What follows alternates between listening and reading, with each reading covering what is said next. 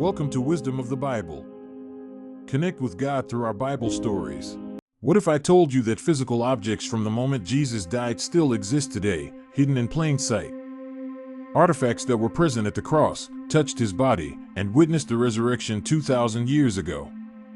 By the end of this video, you'll see undeniable proof that the story of Jesus truly happened. But at minute 18, I'll reveal the most mysterious object that vanished from history and changed everything. Let me start with the place that holds the greatest secret of all. For 2 millennia, millions of pilgrims have journeyed to the Church of the Holy Sepulchre in Jerusalem. They insist this is the tomb where Jesus rose from the dead. But one great question always hung in the air: was this really the right place? For centuries, no one dared to verify it. The mystery was literally sealed beneath a heavy marble slab. Then in 2016, a team of scientists and archaeologists received a historic permit. For the first time in 500 years, they would move the stone to restore it. But what they found when they lifted the slab would either shatter 2 millennia of faith or confirm it forever. If this is truly Jesus' tomb, hit that subscribe button now. You won't want to miss what happens next. With utmost care, they lifted the top layer of marble, revealing another slab beneath. This one was far more ancient, bearing a crudely carved cross. The anticipation reached its peak. They lifted the second slab. There it was. The cave's original bedrock, untouched for 2,000 years. Scientific analysis spoke with unmistakable clarity. The cave dated back to the 1st century, the exact time of Christ. The tomb was authentic. But the greatest discovery was not what they found. It was what was missing. Jesus' body wasn't there. The tomb was empty. That absence is the heart of Christianity. As the angel said to the women who came seeking Jesus, "Why do you look for the living among the dead? He is not here. He has risen." No founder of any other great religion has an empty tomb. Only Christ. But how did they know from the beginning that it was the right tomb? The Gospel of John recounts that after the ultimate sacrifice, a wealthy man named Joseph of Arimathea claimed the body. At the place where Jesus was taken down from the wooden cross, there was a garden. And in the garden, a new tomb. Because that tomb was nearby, they laid Jesus there. That tomb was sealed. But after the Romans destroyed Jerusalem, all trace of that small garden was lost. The sacred place had vanished for nearly 3 centuries. Keep watching, because what happens next proves that some mysteries are meant to be found. That remained true until the 4th century, when Empress Helena, mother of Emperor Constantine, journeyed to the Holy Land. She was determined to find the places where Christ had walked, faced judgment, and risen. Her mission was to find Jesus' tomb.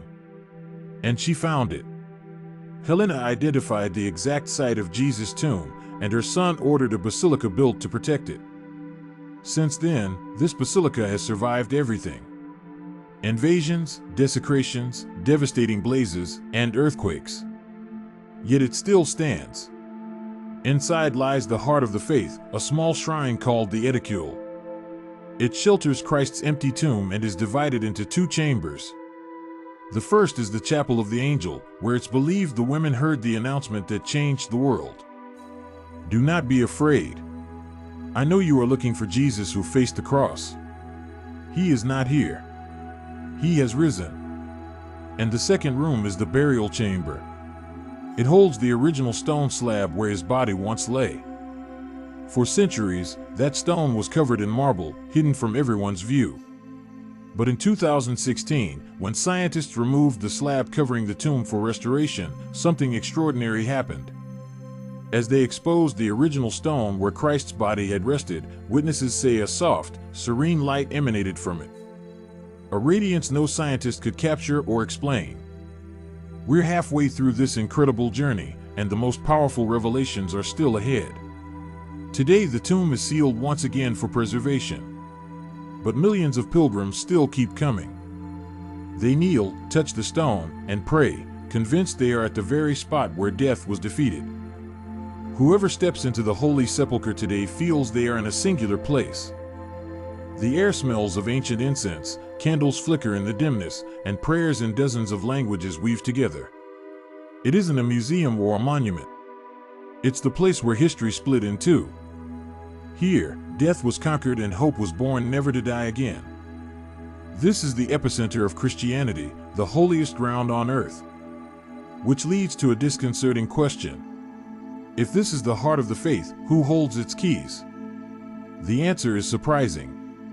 The keys are not held by the Pope, nor by the Orthodox, nor by any Christian patriarch. Since the 12th century, the keys to the Holy Sepulchre have been in the hands of two Muslim families. Yes, the most sacred site for Christians is guarded by two Muslim families who open its doors every morning. Before we continue with the most incredible part of this story, please subscribe to our channel. It helps us bring these sacred stories to you. How could this have happened? In the 7th century, after the Crusades, control of the Holy Sepulchre became extremely contentious. Catholics, Orthodox, Greeks, Armenians. Everyone claimed the right to be the owners of the church. The disputes grew so fierce that confrontations broke out inside the very sanctuary. Then in 1187, Sultan Saladin made a brilliant move to impose peace. He entrusted the custody of the keys to two neutral Muslim families. The Nuzibes, tasked with opening the door, and the Jauda family, charged with guarding the keys. In this way, no Christian branch could claim authority because the Muslims became the arbiters of access. And that's still how it is today. More than 800 years later, these two families continue their mission, opening and closing the basilica's doors every morning and every night. But there's more. Because tensions have flared so often, a very strict agreement was put in place. No one may change anything without everyone else's consent. Which is why on the facade of the Basilica of the Holy Sepulchre, there's a wooden ladder beneath a window. That ladder has sat there unmoving for more than 250 years. The catch is that the ladder belongs to several denominations at once, and no one can move it. Doing so would require unanimous agreement, a consensus that has never been reached. Although there have been attempts to remove it, every time someone tried, protests erupted and it was put back. Thanks for staying with us through this incredible journey.